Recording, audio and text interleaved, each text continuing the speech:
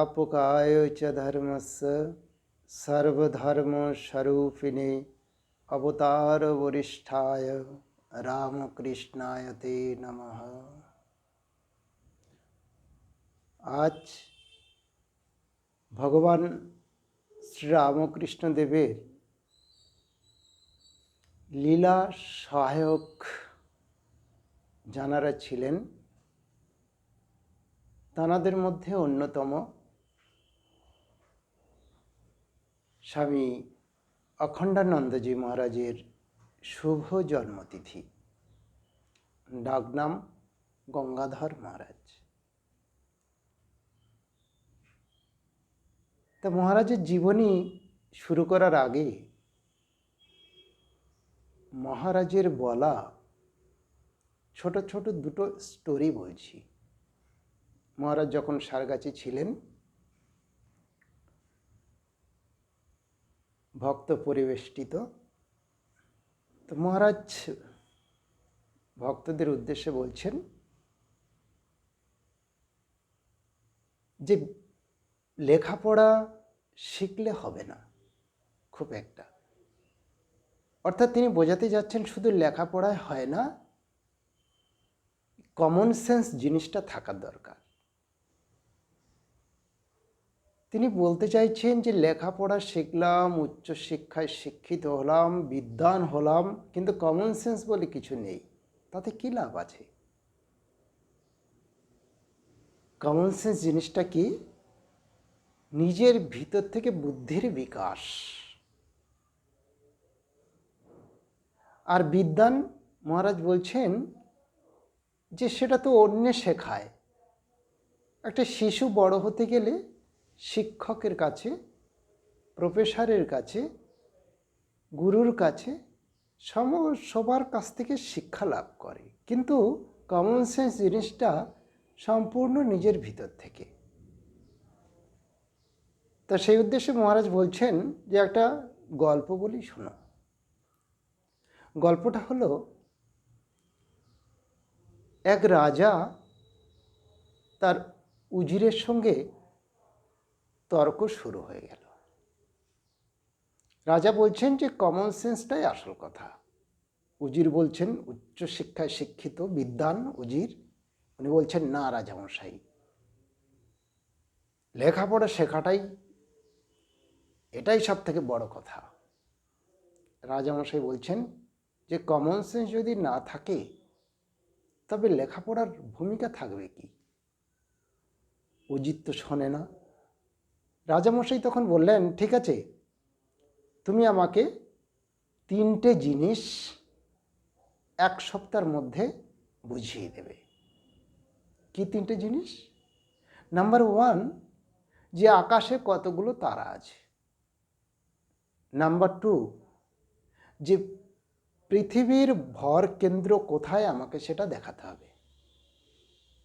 Number 3, যে এই বিশ্ব চরাচরে কত নারী পুরুষ আছে তার হিসাবটা আমাকে দিতে হবে। উজির বললেন ঠিক আছে। বাড়ি চলে আসার পর উজিরের খাওয়া দাওয়া ঘুম সব উঠে গেল। কি করে হিসাব করবে আকাশে কত তারা আছে, নারী পুরুষ কত আছে, পৃথিবীর ভর কেন্দ্র? দেখতে দেখতে 6 দিন অতিবাহিত। তখন উজিরের বাড়িতে এক ধোপা কাজ করত। ধোপা উজিরকে বলল যে আপনি চিন্তা করবেন না, আমি এর সমস্যার সমাধান করব। আপনি যেদিন যাবেন আমাকে সঙ্গে করে নিয়ে যাবেন। উজির এই কথা শুনে হেসে ফেললেন। উনি বললেন, আমি এত বড় বিদ্বান ব্যক্তি, আমি সমাধান করতে পারছি না, আর তুমি আমার বাড়ির ধোপা কাছাকাছি করো, কিন্তু তুমি কি করে এই সমস্যার সমাধান করবে? ধোপা বলল যে আপনাকে চিন্তা করতে হবে না, আপনি আমাকে সঙ্গে করে নিয়ে যাবেন। যথারীতি সপ্তম দিবসে উজির ধোপাকে সঙ্গে করে নিয়ে রাজামশাইয়ের কাছে গেলেন। ধোপার কথা অনুসারে রাজসভার মাঝখানে একটা সার্কেল তৈরি করা হলো এবং সেই সার্কেলের চারিদিকে উজির, মোসাহেব, রাজকর্মচারী, সভাসদ সবাইকে চেয়ার দিয়ে বসানো হলো এবং মাঝখানে কিছুটা জায়গা সার্কেল হিসাবে ফাঁকা রাখা হলো। আর সেই সার্কেলের মাঝখানে ধোপা একটা গাধাকে নিয়ে দাঁড়িয়ে রইল। রাজামশাই প্রথম প্রশ্ন বললেন যে আকাশে কত তারা আছে? উজির পাশে বসে আছেন। ধোপা উজিরকে বলেছিলেন আসার আগে যে আপনি একটা প্রশ্নের উত্তর দেবেন না, যা দেব আমি দেব। রাজার প্রথম প্রশ্নের উত্তরে ধোপা বললেন যে এই গাধার গায়ে যতগুলো রোম আছে, অর্থাৎ গাধার গায়ে যত লোম আছে, আকাশে তত তারা আছে। আকাশের তারাও যেমন হিসাব করা যায় না, গাধার গায়ের লোমও হিসাব করা যাবে না। রাজামশাই মৃদু হাসলেন। দ্বিতীয় প্রশ্ন, পৃথিবীর ভরকেন্দ্র কোথায় আছে রাজাকে দেখাতে বলছেন রাজা। ধোপা উনি করলেন কি, গাধার উপরে বসে ওই সার্কেলটা চারিদিকে কয়েক রাউন্ড ঘুরে আবার সেই জায়গায় এসে একটা লাঠি পুঁতে দিয়ে বললেন যে এটাই হচ্ছে পৃথিবীর ভরকেন্দ্র। ভরকেন্দ্র মাপা যায় না। সেই হিসেবে রাজা দ্বিতীয় প্রশ্নের উত্তর পেয়ে গেলেন। তৃতীয় প্রশ্ন হলো, যেই বিশ্ব চরাচরে কত নরনারী আছে? তার উত্তরে ধোপা বললেন যে রাজামশাই, এই বিশ্ব চরাচরে স্ত্রী পুরুষ আছে ঠিকই, কিন্তু তারপরেও আর একটা থার্ড জেন্ডার আছে, সেটাকে আপনি কোন দিকে দেবেন? রাজার তিনটে প্রশ্নের উত্তর রাজা পেয়ে গেলেন। তখন উজিরকে রাজামশাই বলছেন যে দেখো কমন সেন্স কাকে বলে, এটাই হচ্ছে কমন সেন্স। তা তদ্রূপভাবে আমাদের এই জগতে আমাদের প্রত্যেকের মধ্যে যদি সেই সাধারণ কমন সেন্স না থাকে, কোনটা ভালো কোনটা মন্দ, কোনটা করা উচিত কোনটা করা উচিত নয়, কোনটা বলা ঠিক কোনটা বলা বেঠিক, এই সেন্সটুকু যদি না থাকে, তাহলে আমাদের সমগ্র বিশ্বটাতে মারামারি, হানাহানি, দ্বন্দ্ব, গণ্ডগোল, হিংসা, রাগ, দেশ বিদ্বেষ এগুলো কোনোটাই যাবে না। যখন আমাদের প্রত্যেকের মধ্যে এই সেন্সটুকু আসবে, ভালো মন্দ বিচার আসবে, তখন আমাদের সমগ্র বিশ্বটা স্বর্গে পরিণত হয়ে যাবে এবং কারোর সঙ্গে কারোর একটা বিবাদ থাকবে না। স্বামী অখণ্ডানন্দজি মহারাজ আরেকটা স্টোরি বললেন। অনেক স্টোরি তো বলেছেন, তার মধ্যে যেটা আমাদের জীবনে, প্রত্যেকের জীবনে খুব কার্যকরী।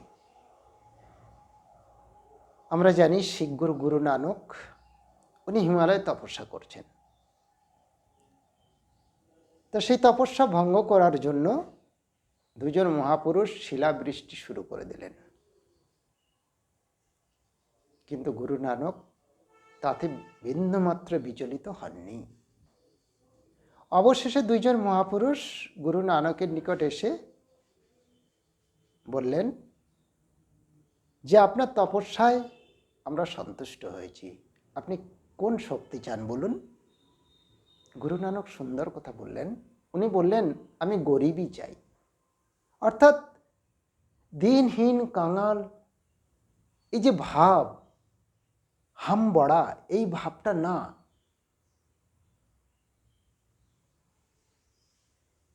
স্বামী বিবেকানন্দ অন্যান্য পার্ষদ যাদের ভগবান শ্রীরামকৃষ্ণদেব শ্রী শ্রীমা সারদা দেবী শিখিয়েছিলেন, এই বিশ্বজনীন দৃষ্টিভঙ্গি হৃদয় সহানুভূতিতে পরিপূর্ণ, উদার, নীতিপরায়ণ, হৃদয়বান, সেটাই সাধারণ মানুষের জন্য, গরিব মানুষের জন্য, দুঃখ দরিদ্র নিপীড়িত মানুষদের জন্য যদি আমাদের হৃদয়টা না কাঁদে, হৃদয় ব্রডনেস যদি না বেড়ে যায়, তাহলে আমরা কিসের মানুষ? তাই আমরা স্বামী অখণ্ডানন্দজি মহারাজের জীবনে পরিষ্কার এইগুলো দেখতে পাব। একজনকে তখনই মহাপুরুষ বলে আমরা বলবো যখন মহাপুরুষের সমস্ত কোয়ালিটিগুলো তাঁর মধ্যে সীমাবদ্ধ থাকে, প্রকাশিত হয়। তা সেই রকম ভগবান শ্রীরামকৃষ্ণদেবের 16 জন পার্শ্বদের মধ্যে অন্যতম স্বামী অখণ্ডানন্দজি মহারাজের জীবনে একটা স্বর্ণোজ্জ্বল জীবন, যে জীবনটা আমরা যদি ফলো করি, যে জীবনটা আমরা যদি ঠিকভাবে অনুকরণ করি, আমরাও প্রত্যেকেই দেবত্ব হয়ে যাব। অখণ্ডানন্দজি মহারাজ 1864 খ্রিস্টাব্দে 30 সেপ্টেম্বর কলকাতার আহেরিটোলা নামক পল্লীতে জন্মগ্রহণ করেন। গঙ্গার তীর, পাশেই গঙ্গা। পিতার নাম শ্রীমন্ত ঘটক এবং মায়ের নাম বামা সুন্দরী দেবী। ছোটবেলা থেকে মহারাজের মনসংযোগ প্রবল ছিল। তিনি ছোটবেলায় লক্ষণ বর্জন, দক্ষযজ্ঞ, কালপুরুষ, সীতার বনবাস, সীতার বনবাসের লবকুশের ভূমিকা, এগুলো অভিনয় করে দর্শকের মন জয় করেছিলেন। স্বামী অখণ্ডানন্দজি মহারাজ উনি ছোটবেলা থেকে দুষ্ট মানুষদের সঙ্গে কি, সৎ মানুষদের সঙ্গে কি, প্রত্যেকটা মানুষের সঙ্গে সমানভাবে মিশতেন। কিন্তু আমরা জানি যখন কোনো ব্যক্তি দুষ্টু বদমাশ মানুষের সঙ্গে মেলামেশা করে, সে কিন্তু দুষ্টু হয়ে যায়।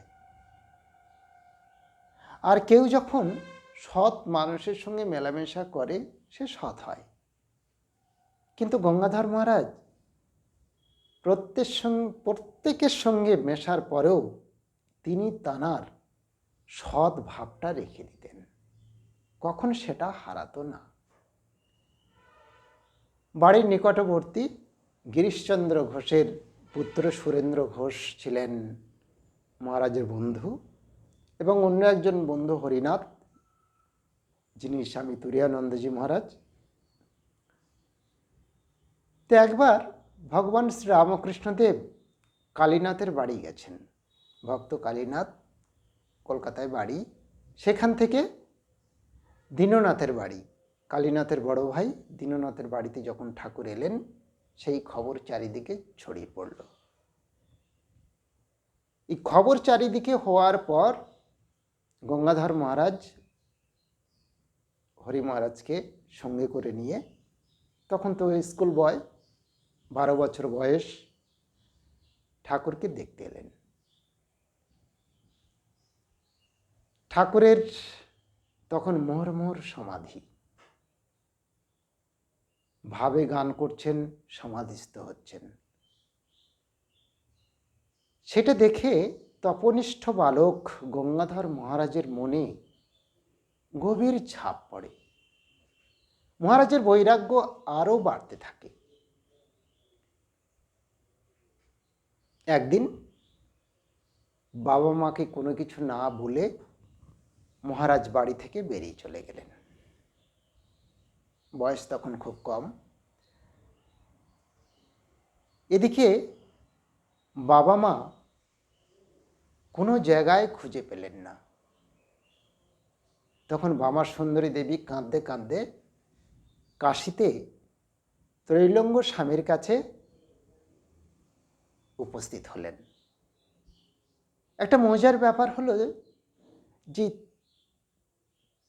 ত্রৈলঙ্গ স্বামীর কাছে কারোর মনোবাঞ্ছা পূরণ করার জন্য কেউ যদি যান এবং তিনি যদি ত্রৈলঙ্গ স্বামীকে কোনো জিনিস দেওয়ার জন্য উপস্থিত হন এবং ত্রৈলঙ্গ স্বামী যদি সেটা গ্রহণ করেন তবে তার বাঞ্ছা পূরণ হবে, আর যদি তিনি না গ্রহণ করেন তাহলে কিন্তু তার মনোবাসনা পূরণ হবে না। তা যথারীতি গঙ্গাধর মহারাজের মা উনি একটা কাপড়, ফল, ফুল একটা প্লেটে সুন্দর করে সাজিয়ে ত্রৈলঙ্গ স্বামীর কাছে গেলেন। ত্রৈলঙ্গ স্বামী গ্রহণ করলেন এবং আশীর্বাদ করলেন যে মা, তোমার মনোবাসনা পূরণ হবে। মাতা বামা সুন্দরী দেবী আনন্দের সঙ্গে ঘরে ফিরছেন। ঘরে এসে দেখছেন গঙ্গাধর মহারাজ ঘরেতে উপস্থিত। আনন্দে আত্মহারা হয়ে গেলেন।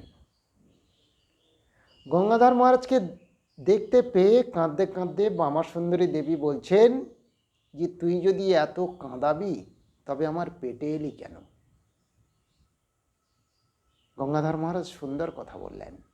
মহারাজ বললেন যে আমি তোমার পেটে এসেছিলাম বলেই না তুমি এত তীর্থ দর্শন করতে পেরেছ।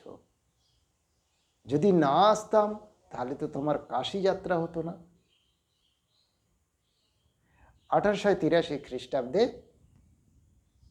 দক্ষিণেশ্বরে ভগবান শ্রীরামকৃষ্ণদেব তাঁর ঘরে বসে আছেন। গ্রীষ্মকাল, অপরাহ্ন। গঙ্গাধর মহারাজ গেলেন, গিয়ে ভূমিষ্ঠ হয়ে প্রণাম করলেন। তপনিষ্ঠ বালককে দেখে ভগবান শ্রীরামকৃষ্ণদেব খুব খুশি হলেন। উনি গঙ্গাধর মহারাজকে বললেন যে এর আগে আমাকে কোথাও দেখেছিস?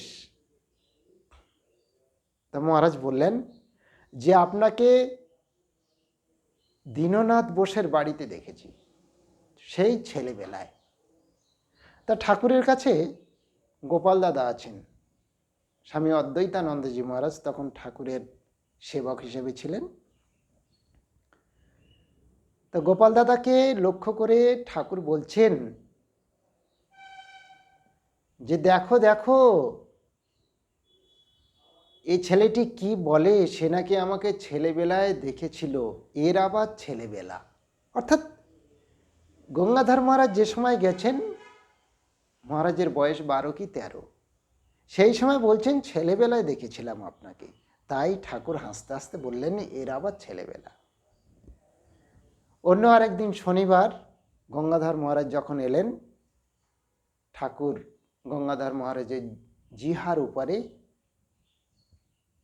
বীজমন্ত্র লিখে দিলেন। লিখে দেওয়ার পর গঙ্গাধর মহারাজকে বলছেন যে তুই আমার পাটা একটু টিপে দে, একটু ম্যাসেজ করে দে ভালো করে। তা গঙ্গাধর মহারাজ তো কুস্তিবিদ্যা শিখতেন। শক্ত হাত ঠাকুরের পা যখন ম্যাসেজ করছেন, ঠাকুর বলছেন ও আহা আহা কি করিস, আস্তে আস্তে হাত বুলিয়ে দে। গঙ্গাধর মহারাজ অনুভব করলেন যে ঠিক যেন হাড়ের উপরে মাখন লাগানো আছে ঠাকুরের শরীরটা।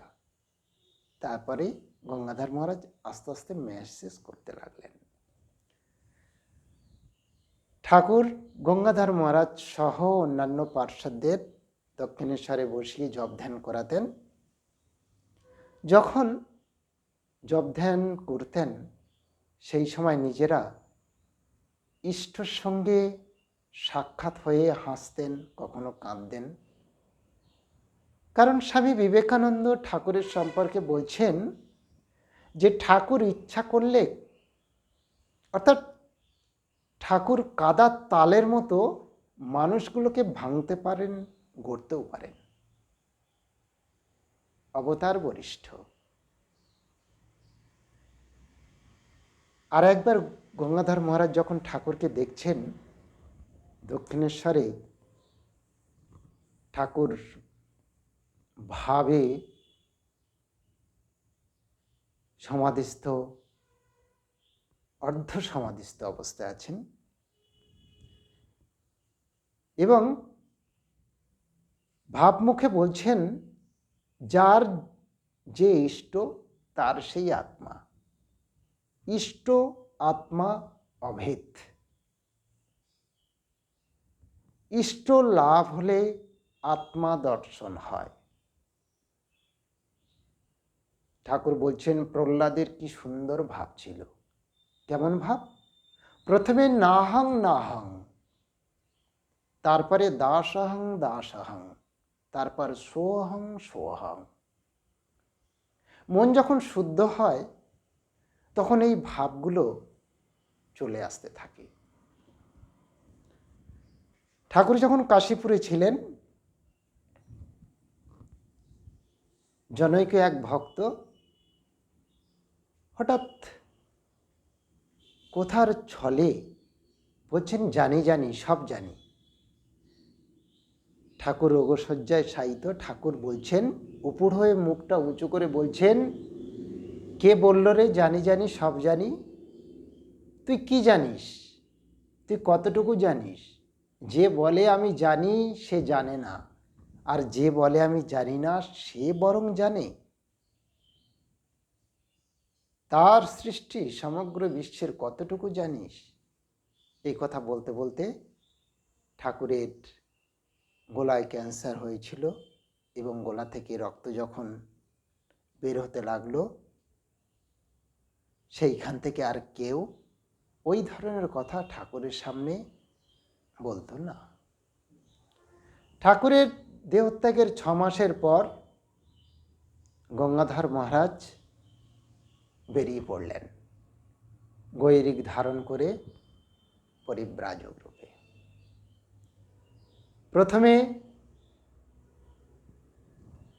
ভারতীয় সংস্কৃতির লীলাভূমি কাশীধামে উপস্থিত হলেন।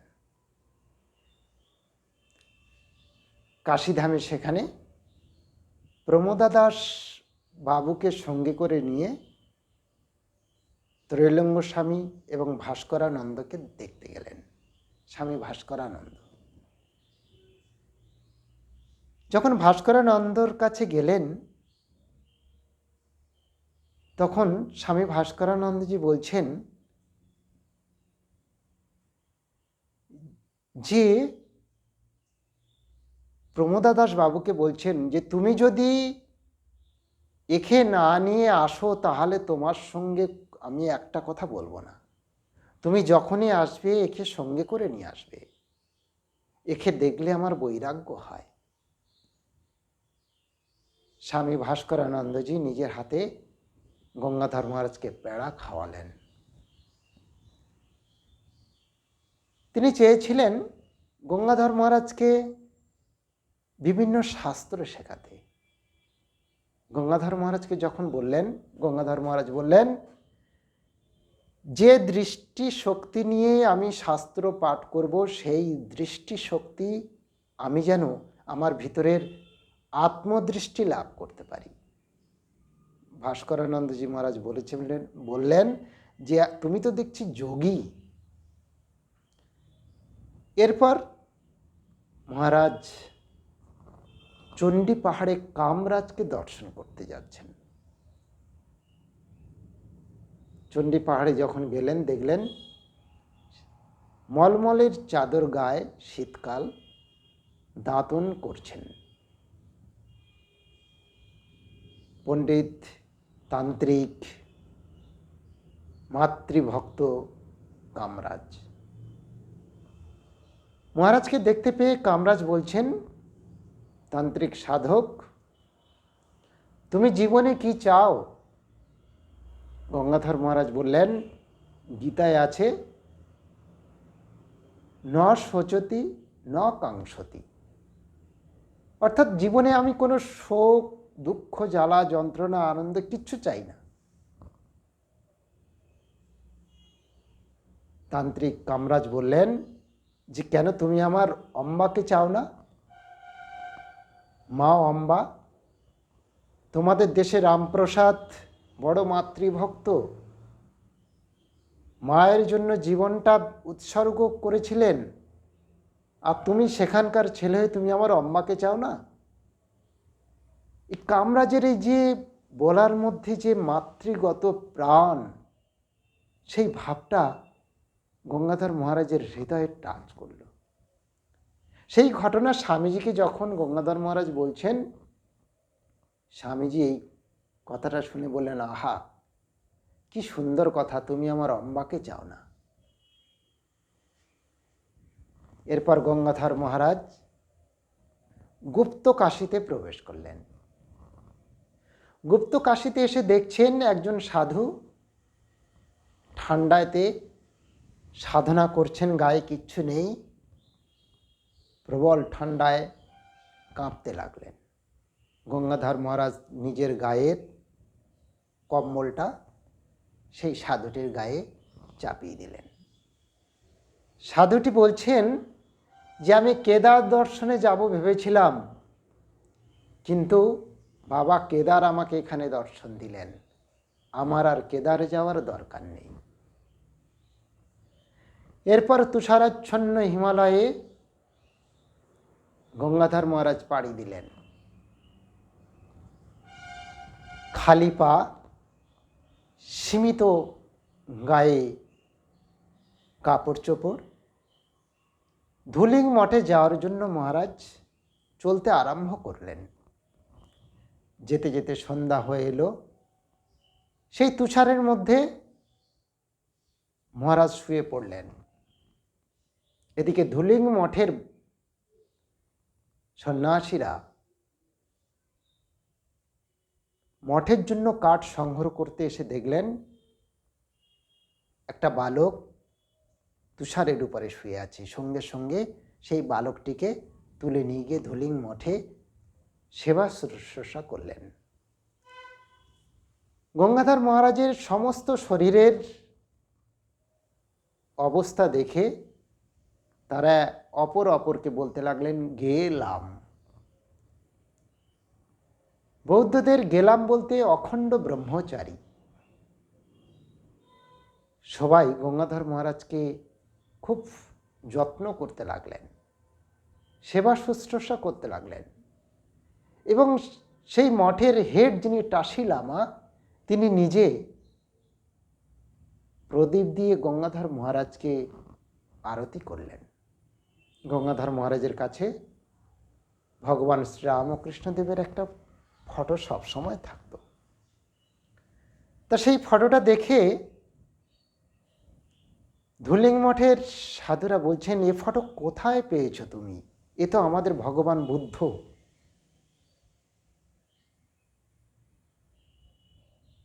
তুষারাচ্ছন্ন হিমালয়ের পর গঙ্গাধর মহারাজ আলমবাজার মঠে ফিরে এলেন।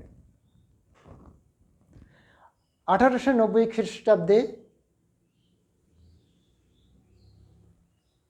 ভগবান শ্রীরামকৃষ্ণদেবের প্রতিকৃতি এবং পাদুকার সামনে হোমাগ্নি জ্বালিয়ে একে একে সবাই বেলপাতা দিয়ে এসোনাগুলো ত্যাগ করতে লাগলেন। আচার্য আসনে বসে আছেন স্বামী বিবেকানন্দ, অন্যান্য গুরু ভ্রাতাগণ গম্ভীর শান্ত প্রশান্ত ধ্যানস্থ মূর্তিতে হোমাগ্নির চারিদিকে ধ্যানস্থ হয়ে আছেন। স্বামী অখণ্ডানন্দজি মহারাজের অখণ্ড ব্রহ্মচর্যের কথা চিন্তা করে স্বামী বিবেকানন্দ নাম দিলেন স্বামী অখণ্ডানন্দ। তা আমরা দেখব পরবর্তী জীবনে স্বামী অখণ্ডানন্দ এই নামটা তিনি কতটা বাস্তবায়িত এবং সার্থক করে তুলেছিলেন।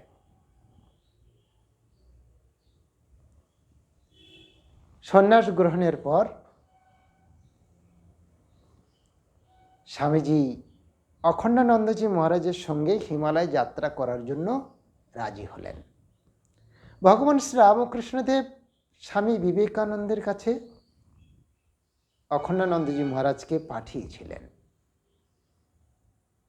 এবং গঙ্গাধর মহারাজের সঙ্গে স্বামী বিবেকানন্দের হৃদয়ের একটা সুন্দর, খুব কাছের মানুষের মতো আত্মীয়তার সম্পর্ক গড়ে উঠেছিল। প্রাণাধিকা, প্রাণের থেকেও খুব উভয়কে ভালোবাসতেন। কিছু কথার মধ্যে সেটা পরিস্ফুট হয়েছিল। গঙ্গাধর মহারাজ বলছেন যে অমরনাথ যাত্রার পূর্বে নরেন্দ্রনাথ দর্শন করব। বেলুড় মঠে যখন ছিলেন, স্বামীজি যে ঘরে থাকতেন সেই ঘরে কারোর যাওয়ার সাহস ছিল না স্বামীজির বিনা পারমিশনে। কিন্তু গঙ্গাধর মহারাজের কোনো ব্যাপারই ছিল না, যখন তখন ডাকতেন, স্বামীজি কিছু বলতেন না, খুব ভালোবাসতেন তো। একদিন ভোরের সময় গঙ্গাধর মহারাজ স্বামীজির ঘরের দরজা টকটক করে আওয়াজ করছেন। অন্যান্য গুরু ভাইয়েরা ভাবছেন এবার স্বামীজি বেরিয়ে গঙ্গাধরকে খুব বকা দেবে।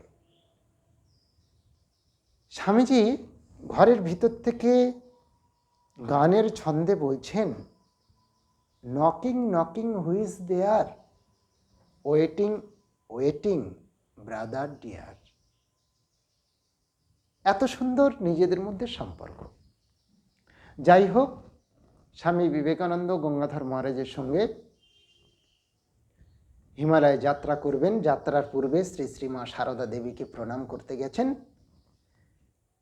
শ্রী শ্রী মা গঙ্গাধর মহারাজকে বলছেন যে তুমি দেখো বাবা, আমাদের সর্বস্ব তোমার হাতে দিলাম, অর্থাৎ স্বামী বিবেকানন্দকে ছেড়ে দিচ্ছেন। তুমি তার যত্ন নেবে, খাওয়া দাওয়ার সমস্ত ব্যবস্থা করবে। গঙ্গাধর মহারাজ প্রণাম করে সম্মতি দিয়ে স্বামীজির সঙ্গে হিমালয় যাত্রা করলেন। ইউপি থেকে উত্তরাখণ্ড আলমোড়ার গভীর জঙ্গলের মধ্যে হাঁটছেন। স্বামীজি বলছেন যে জ্ঞানজেশ, তুই এই রাস্তা দিয়ে যা, আমি জঙ্গলের ভিতর থেকে যাব, আমার দরকার আছে। যথারীতি গঙ্গাধর মহারাজ রাস্তা দিয়ে আসছেন। এদিকে জঙ্গলের মধ্যে থেকে স্বামীজি যখন আসছেন, তখন গঙ্গাধর মহারাজ শুনছেন স্বামীজি কার সঙ্গে কথা বলছেন। প্রথম দিন উনি দেখেননি। দ্বিতীয় দিন যখন আবার একই অবস্থা হলো, গঙ্গাধর মহারাজ ভাবছেন যে কই দেখি স্বামীজি কার সঙ্গে কথা বলছেন। গিয়ে দেখছেন ঠাকুরের সঙ্গে স্বামী বিবেকানন্দ আলিঙ্গনাবদ্ধ। এই দৃশ্য দেখে গঙ্গাধর মহারাজের আনন্দের সীমা রইল না। বেশ কিছুদিন অতিবাহিত হওয়ার পর স্বামী বিবেকানন্দ গঙ্গাধর মহারাজকে বললেন যে দেখ, এবার আমি আলাদাভাবে ভ্রমণ করব, তোরাও আলাদাভাবে থাক। ঠিক তার আগে টিহিরির আর একটা ঘটনা। টিহিরি যাত্রার পূর্বে স্বামীজি তামাক খেতেন। তামাকের জন্য গঙ্গাধর মহারাজ আগুন খুঁজতে গেছেন, কিন্তু কোনো জায়গায় আগুন পেলেন না। তখন একটা প্রবাদ আছে, গাড়োয়াল সরিকা দাতা নহি, লাঠা ব্যাগর দেতা নেহি। যে গাড়োয়াল সরিকা, তারা কোনোদিন কোনো কিছু দান করে না, কিন্তু লাঠা ঔষধ দিলে তারা সেটা দিয়ে দেয়। সেই জন্য গঙ্গাধর মহারাজ একটা পাথরের উপরে একটা বড় লাঠি ঠুকতে ঠুকতে বলছেন, আগ ले आओ, লড়কি ले आओ, খানা ले आओ। সঙ্গে সঙ্গে এই আওয়াজ শুনে সবাই রুটি তরকারি সবাই নিয়ে আসতে থাকলো এবং বলছেন যে আপনি শান্ত হন। এই হচ্ছে গাড়োয়াল সরিখা। যাই হোক, স্বামীজি বললেন যে আমি আলাদা যাত্রা করব। গঙ্গাধর মহারাজ বললেন যে আমি মধ্য এশিয়া ভ্রমণ বন্ধ করে তোমার সঙ্গে এই হিমালয়ে যাত্রা করলাম, আর তুমি কিনা আমাকে ছেড়ে চলে যাবে? ঠিক আছে, তুমি যদি পাতালেও যাও তবু আমি তোমাকে সেখান থেকে বের করে আনবো, তবে আমার নাম গঙ্গাধর। এরপর 1891 খ্রিস্টাব্দে গঙ্গাধর মহারাজ ব্রজধামে উপস্থিত হলেন। ব্রজধামে তপস্যায় রত থাকলেন। হঠাৎ একদিন এক ব্রজবালা গঙ্গাধর মহারাজকে সঙ্গে করে নিয়ে বাড়িতে গিয়ে তার মাকে বলছেন যে মায়, লালকে প্যারে আয়ে, ভগবানের প্রিয় এসেছে, তুমি তাকে যত্ন করো। গঙ্গাধর মহারাজকে খুব করে যত্ন করলেন। এরপরে একদিন গঙ্গাধর মহারাজ জন্মাষ্টমীর দিনে ভাগবতের উপর মাথাটা রেখে ভগবত চিন্তা করছেন। তা ভাগবতের উপর যখন মাথাটা রেখে তিনি ভগবত চিন্তা করছেন, সেই সময় ঠাকুর এসে গঙ্গাধর মহারাজকে বলছেন যে আমি যে এসেছিলাম সবাই কি জানতে পেরেছে? এই যে ঠাকুরের দর্শনে গঙ্গাধর মহারাজের মনটা আপ্লুত হয়ে গেল আনন্দে।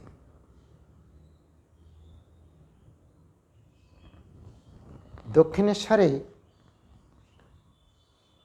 ভগবান শ্রীরামকৃষ্ণদেবের যে মহাবাণী শিবজ্ঞানে জীবসেবা, স্বামী বিবেকানন্দ যখন শুনেছিলেন তখন তিনি বলেছিলেন, ঠাকুর যদি দিন দেন, ব্রাহ্মণ চণ্ডাল ধনী দরিদ্র পণ্ডিত মূর্খ সবাইকে এই কথা জানাবো। তো সেটা সম্পূর্ণভাবে বাস্তবায়িত করেছিলেন এবং আরও পরিষ্কার রূপ দিয়েছিলেন স্বামী অখণ্ডানন্দজি মহারাজ সারগাছি, মুর্শিদাবাদে।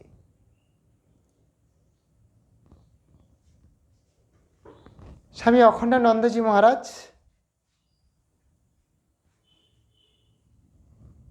তাঁকে পাঠালেন স্বামী বিবেকানন্দ ক্ষেত্রীদের রাজস্থানে সেবামূলক কাজের জন্য। কিন্তু যাওয়ার আগে স্বামী অখণ্ডানন্দজি মহারাজ ভারতবর্ষের অধঃপতিত জনসাধারণের যে কারণ, সেই কারণ চিন্তা ভাবনা করে তিনি বুঝলেন এর সমস্ত কারণ হচ্ছে সমাজের বৈষম্য দোষ এবং ভেদ দৃষ্টি। এই বৈষম্য দোষ এবং ভেদ দৃষ্টির জন্য উঁচু নিচু, ধনী দরিদ্র, বড়লোক গরিব লোক, এই ভেদাভেদ এবং এত দুঃখ কষ্ট, এত নিপীড়িত, এত যন্ত্রণা। গঙ্গাধর মহারাজ ভগবানের কাছে কাঁদতে কাঁদতে বলছেন, হে প্রভু, আপনার এই বিশ্ব সৃষ্টিতে, আপনার এই সৃষ্ট জগতে এই ভেদাভেদ কেন? কেন গরিব, কেন ধনী? এই কষ্টটা কেন তুমি দিয়েছ? তুমি সমানভাবে কেন অর্থ বন্টন করনি? গঙ্গাধর মহারাজ স্বামীজির নির্দেশে খেতড়িতে গেলেন। খেতড়ির রাজা অজিত সিংয়ের জন্মদিন। তো সেখানে কিছুদিন সেবামূলক কাজের পরে জন্মদিনে দেখলেন নিরীহ গরিব প্রজাদের উপর রাজা অজিত সিংয়ের সিপাহীগণ এবং মোসাহেবরা অকথ্য অত্যাচার করছে। তো সেইটা দেখে গঙ্গাধর মহারাজের হৃদয়টা কেঁদে উঠল। তার রাজ দরবারে গঙ্গাধর মহারাজ রাজাকে বলছেন যে মহারাজ, আজকের আমি যা ঘটনা দেখলাম সেই দেখে আমার মনে খুব কষ্ট হলো। গঙ্গাধর মহারাজ এই কথা বলার পরে রাজা অজিত সিং বললেন, কেন, কি ঘটনা? উনি বললেন, যে রামচন্দ্রের বংশে জন্ম আপনাদের, আপনারা সেই বংশধর, আর যে রামচন্দ্র স্বয়ং প্রাণাধিকার সীতাকে পরিত্যাগ করেছিল প্রজাদের ভালো রাখার জন্য, তার বংশধর হয়ে আপনি প্রজাদের সঙ্গে দরবার করছেন না, দেখাও করছেন না, অথচ আপনার সিপাহীগণ এবং মোসাহেবগণ প্রজাদের উপর অকথ্য অত্যাচার করছে। এই দৃশ্য দেখে আমার মনটা কেঁদে উঠেছে। এই কথা বলতে বলতে অখণ্ডানন্দজি মহারাজ কেঁদে ফেললেন। রাজা অজিত সিং বললেন যে আজ আমার মহাশিক্ষা হলো এবং দৈনন্দিন খাতায় লিখে রাখতে বললেন যে আমি প্রত্যেক বছর প্রজাদের সঙ্গে দরবার করব, তাদের সঙ্গে সাক্ষাৎ করব, তাদের মনের কথা শুনব। তাই পরের বছর স্বামী বিবেকানন্দ যখন গেলেন খেতড়িতে, তখন দেখলেন রাজা অজিত সিং প্রজাদের নিয়ে দরবার করছেন। স্বামীজি এইটা দেখে গঙ্গাধর মহারাজের উপর খুব খুশি হলেন। এরপর গঙ্গাধর মহারাজ আলমবাজার মঠে ফিরে এলেন। আলমবাজার থেকে একদিন পলাশী, মুর্শিদাবাদ পলাশীর দিকে যাত্রা করে, পলাশী থেকে তিনি যাত্রা করছেন প্রথমধ্যে সন্ধে হয়ে যাওয়ার জন্য একটা বাড়িতে রাত কাটালেন। সেখানে রাত কাটানোর পর পরের দিন সকালে আবার পদব্রজে দাউদপুরে উপস্থিত হলেন। দাউদপুরে যখন এলেন তখন সন্ধে হয়ে গেল। গঙ্গাধর মহারাজ সামনেই গঙ্গা, গঙ্গা থেকে হাত মুখ ধুয়ে উনি বাজারের দিকে আসছেন। হঠাৎ দেখলেন একটা বালিকা, সে কাঁদছে। মহারাজ বললেন যে কি মা, তুমি কাঁদছো কেন? বালিকাটি বলল যে বাবা, এমনিতেই আমাদের এখানে আকাল, বাড়িতে একটি মাত্র কলস ছিল এবং সেটি ভেঙে গেছে। বাড়িতে কিচ্ছু নেই, খাওয়ারও কিছু নেই। এই জল নিয়ে যেতাম, কিন্তু কলসি ভেঙে যাওয়ায় বাড়ি যদি যাই মা আমাকে মারবে। বালিকাটা যখন কাঁদছেন তখন গঙ্গাধর মহারাজ বালিকাটাকে সঙ্গে করে নিয়ে বাজার থেকে একটা কলসি কিনে দিলেন আর 2 পয়সার মুড়কি কিনে দিলেন। মহারাজের কাছে তখন একটা মাত্র সিকি ছিল। সেখান থেকে মহারাজ ভাবতা চলে এলেন। ভাবতা এসে পরের দিন বহরমপুরে যাবেন। হঠাৎ মহারাজ উঠতে যাচ্ছেন, তখন একটা বাণী শুনতে পেলেন। মহারাজকে বলছেন যে তুই কোথায় যাবি? ব্রাহ্মণের গ্রাম, গঙ্গার তীর, সুভিক্ষ স্থান, এই জায়গা ছেড়ে কোথায় যাবি? তোকে এখানে থাকতে হবে, এখানে তোর অনেক কাজ আছে। মহারাজ 3 বার শুনলেন। শোনার পরে মহারাজ যখনই উঠতে যাচ্ছেন তখন মহারাজের কোমর ধরে কি যেন বসিয়ে রাখছেন। তা ভাবতার স্কুলের পণ্ডিতদের সঙ্গে মহারাজ আলোচনা করছেন। হঠাৎ শুনলেন মহারাজের বহরমপুর যাওয়া হবে না। তখন মহুলা থেকে একজন ব্রাহ্মণ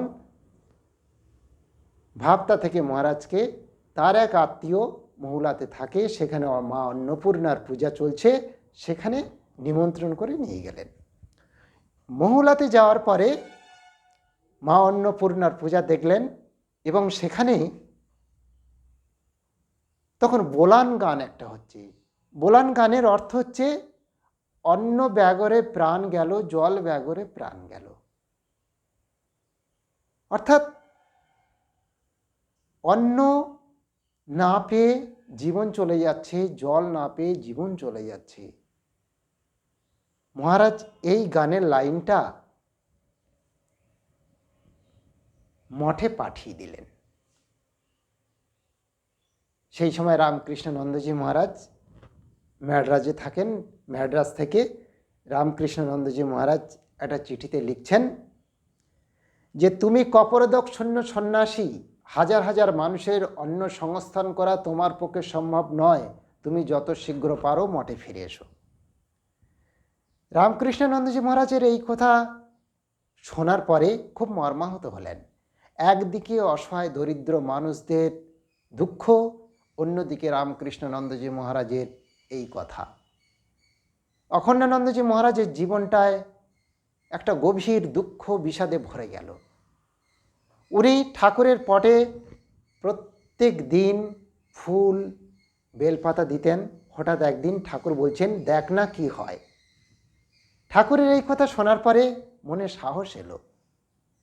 দার্জিলিং থেকে স্বামী বিবেকানন্দ সবে আলমবাজার মঠে ফিরলেন।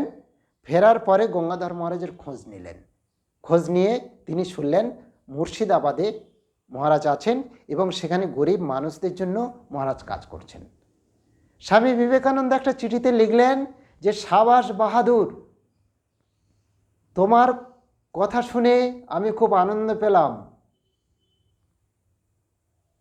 তুমি যত টাকা লাগে আমি আছি, তোমার যত টাকা দরকার আমি দেব, তুমি কাজ করে যাও। স্বামীজি নিজের তহবিল থেকে 150 টাকা দিলেন এবং সেই 150 টাকা দিয়ে স্বামী অখণ্ডানন্দজি মহারাজ মহুলার এবং আশেপাশের গ্রাম থেকে 18 জনকে চাল বিতরণ করলেন। 1897 খ্রিস্টাব্দে 15ই মে। আর সেটাই হচ্ছে রামকৃষ্ণ মঠ মিশনের প্রথম সেবামূলক কার্য।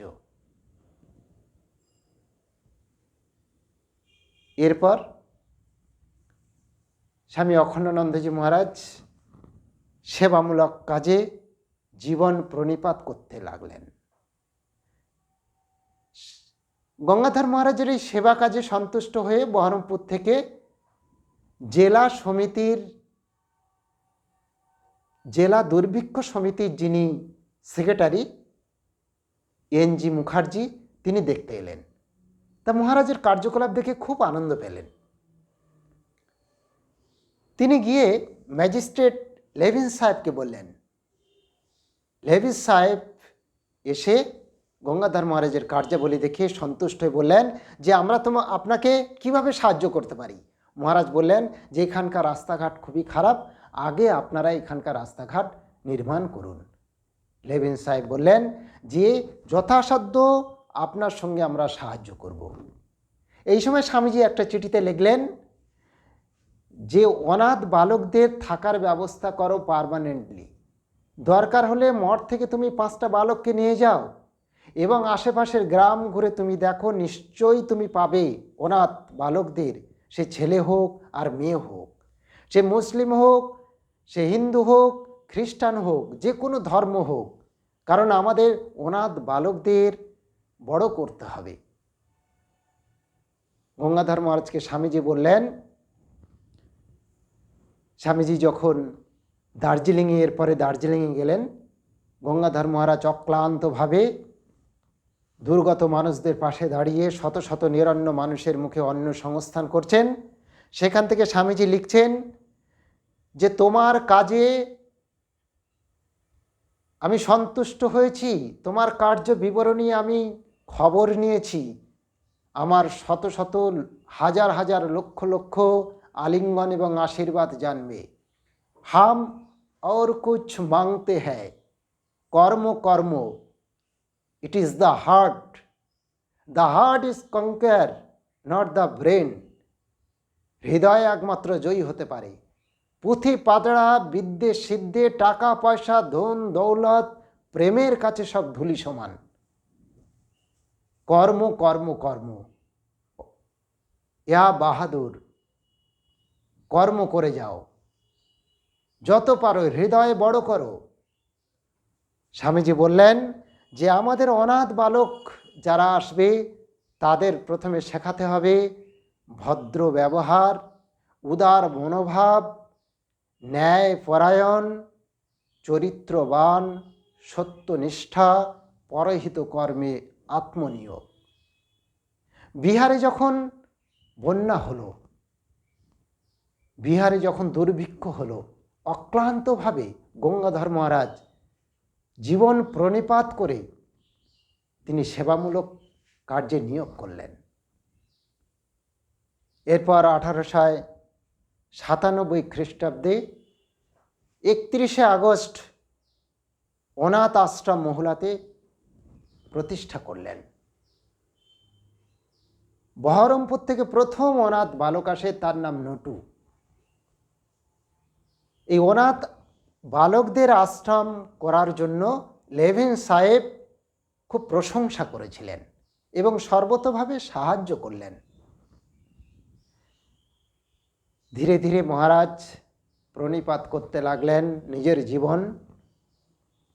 সমস্ত দরিদ্র অসহায় মানুষদের জন্য দিনের পর দিন না খেয়ে দিয়ে সেবামূলক কার্যে নিয়োগ হয়ে গেলেন। এরপর 1912 খ্রিস্টাব্দে সারগাছিতে এক খণ্ড জমি ক্রয় করলেন। রেজিস্ট্রার হলো বহরমপুর থেকে। 1918 খ্রিস্টাব্দে ঠিক তার আগে অনাথ আশ্রম গঠন হওয়ার পর গঙ্গাধর মহারাজ শুনলেন স্বামীজির শরীর চলে গেছে। জীবনের থেকে ভালোবাসতেন স্বামী বিবেকানন্দকে। যখন শুনলেন স্বামীজি আর ইহ জগতে নাই, খুব মর্মাহত হলেন, শোকে মুহ্যমান হয়ে গেলেন। উনি মঠে এলেন। মঠে আসার পর উনি ভাবলেন শরৎচন্দ্র চক্রবর্তী স্বামীজির একনিষ্ঠ শিষ্য, তা ওনার সঙ্গে সাক্ষাৎ করি। তা কালীঘাটে শরৎচন্দ্র চক্রবর্তীর কাছে উনি গেলেন, স্বামীজির কিছু কথা শুনবেন।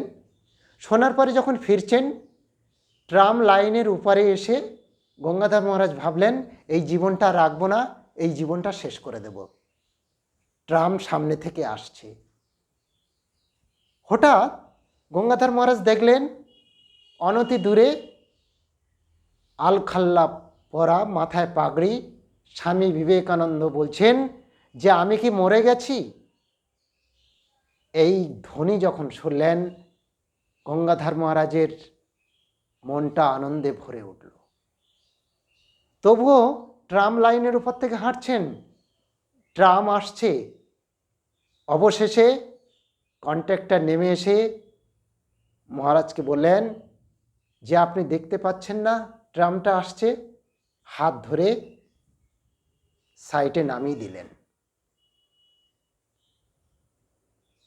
1918 খ্রিস্টাব্দে স্বামী প্রেমানন্দজি মহারাজের শরীর গেল। শরীর যাওয়ার পরে তখন অখণ্ডানন্দজি মহারাজ সারগাছিতে আছেন।